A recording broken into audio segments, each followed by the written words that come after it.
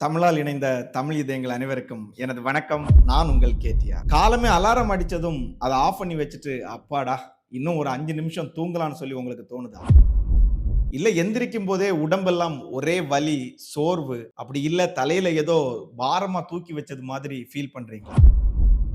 நம்மள பலருக்கும் காலமே எந்திரிச்சதும் சுறுசுறுப்பா இருக்கிறத விட ஒரு விதமான மந்தத்தன்மை தான் அதிகமா இருக்கும். இதுக்கு ஒரு சூப்பரான வெறும் 5 நிமிஷம் செய்யக்கூடிய ஒரு பழங்கால சீனா ரகசிய பயிற்சி தான் பாடி டேப்பிங். இது சீனாவுல ஹீஹாங் தத்துவம்னு சொல்லி சொல்லுவாங்க. இந்த வீடியோல காலமே நம்ம எந்திரிக்கிறதுக்கு முன்னாடி நம்ம உடம்ப நம்மளே எப்படி தட்டி எழுப்பணும், இப்படி செய்யறதுனால நமக்கு கிடைக்கக்கூடிய நன்மைகள் என்னென்னங்கிறத ரொம்ப எளிமையா பார்ப்போம். வீடியோவை கடைசி வர பாருங்க. நாளையில இருந்து இதை ஃபாலோ பண்ண தவறாதீங்க. செய்முறைக்கு போறதுக்கு முன்னாடி அது என்ன பாடி டேப்பிங், உடம்ப தட்டுறதுனால அப்படி என்ன நடக்கும் அப்படின்னு உங்களுக்கு தோணலாம். நம்ம உடம்புல ரத்த ஓட்டம் மாதிரியே எனர்ஜி மெரிடியன்ஸ் சொல்லக்கூடிய ஆற்றல் பாதைகள் இருக்கு. இரவு முழுக்க நம்ம ஒரே நிலையில தூங்கும் போது இந்த பாதைகள்ல ஆற்றல் நிரம்பி தசைகள் இறுக்கமாகும். நாம நம்மளுடைய கைகளால உடம்புல சில பகுதிகளை மென்மையா தட்டுறதுனால நரம்பு மண்டலம் உடனே விழித்துக் கொள்ளும். ரத்த ஓட்டம் சீராகும். நிணநீர் ஓட்டம் தூண்டப்பட்டு நச்சுகள் வெளியேறும். சுருக்கமா சொல்லணும்னா தூங்கிட்டு இருக்கக்கூடிய காரை நம்ம ஸ்டார்ட் பண்றதுக்கு முன்னாடி என்ஜினை வார்ம் அப் பண்றது மாதிரி தான். இப்போ நம்ம காலமே படுக்கையில எந்திரிக்கிறதுக்கு முன்னாடி படுக்கையில உட்கார்ந்துகிட்டே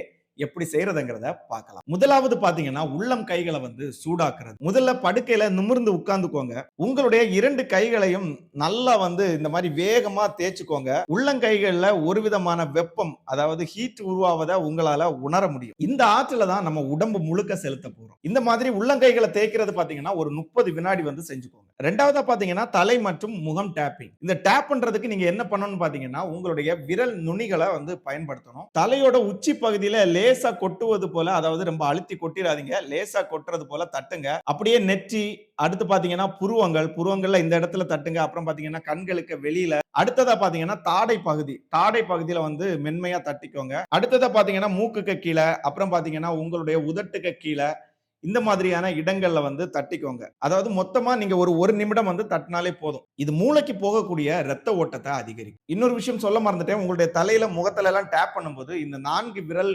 நுனிகளால டேப் பண்ணிக்கோங்க. உங்களால எங்கெல்லாம் அந்த 4 விரலை கொண்டு போக முடியலையோ அங்கெல்லாம் 2 விரல்கள், அப்படி இல்லைன்னா ஒரு விரலை பயன்படுத்தி. மூணாவதா பாத்தீங்கன்னா கழுத்து மற்றும் மார்பு பகுதியில டேப் பண்றது. கழுத்துடைய இந்த பகுதியை தவிர நீங்க எல்லா பகுதியையும் பாத்தீங்கன்னா மென்மையா தட்டிக்கோங்க.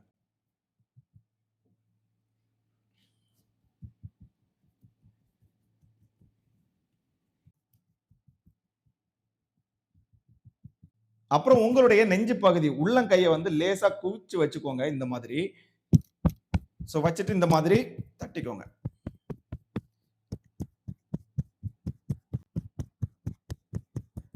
இந்த கழுத்து மார்பு இதுவும் பாத்தீங்கன்னா ஒரு நிமிஷம் தான். இங்க பாத்தீங்கன்னா தைமஸ்ங்கிற ஒரு சுரப்பி இருக்கும். இது தட்டுறதுனால உங்களுக்கு நோய் எதிர்ப்பு சக்தி அதிகரிக்கும். நாலாவது பாத்தீங்கன்னா கைகள் டேப்பிங். இதுக்கு நீங்க உங்களுடைய கையை இந்த மாதிரி நேரா வச்சுக்கோங்க. நேரா வச்சுட்டு இங்க இருந்தே தட்டிட்டு வாங்க.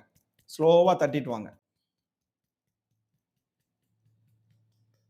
தட்டிட்டு உங்களுடைய இந்த மணிக்கட்டு வர வந்ததுக்கு அப்புறம் உள்ளங்கையில இருந்து தட்டி மேல பார்த்து வாங்க. இந்த மாதிரி 2 கைகளுக்குமே பாத்தீங்கன்னா ஒரு நிமிடம் செஞ்சுக்கோங்க. அஞ்சாவதா பாத்தீங்கன்னா வயர் மற்றும் முதுகு. வயிற்று பகுதியில கிளாக் வைஸா மென்மையா தட்டிக்கோங்க. இது சரிமானத்தை தூண்டும். அதுக்கப்புறம் கைகளை பின்னால கொண்டு போய் இடுப்பு மற்றும் கீழ் முது பகுதி, அதாவது லோவர் பேக் மற்றும் கிட்னி ஏரியாவில் லேசான, அதாவது கைகளை இந்த மாதிரி முறுக்கிக்கோங்க. முறுக்கிட்டு உங்களுடைய பின்பகுதி, கைகளுடைய பின்பகுதி வச்சு நல்லா சாஃப்டா இந்த மாதிரி தட்டிட்டே வாங்க. இதுவும் பாத்தீங்கன்னா ஒரு நிமிடம் செஞ்சுக்கோங்க. ஆறாவதா, அதாவது இறுதியா கால்களை தட்டிக்கோங்க. கால்கள் தட்டும் போது கால்களை இந்த மாதிரி நேரா வச்சுட்டு என்ன பண்ணணும்னு பாத்தீங்கன்னா இந்த தொடைகள்ல இருந்து உங்களுடைய கணுகால் வர தட்டிக்கோங்க.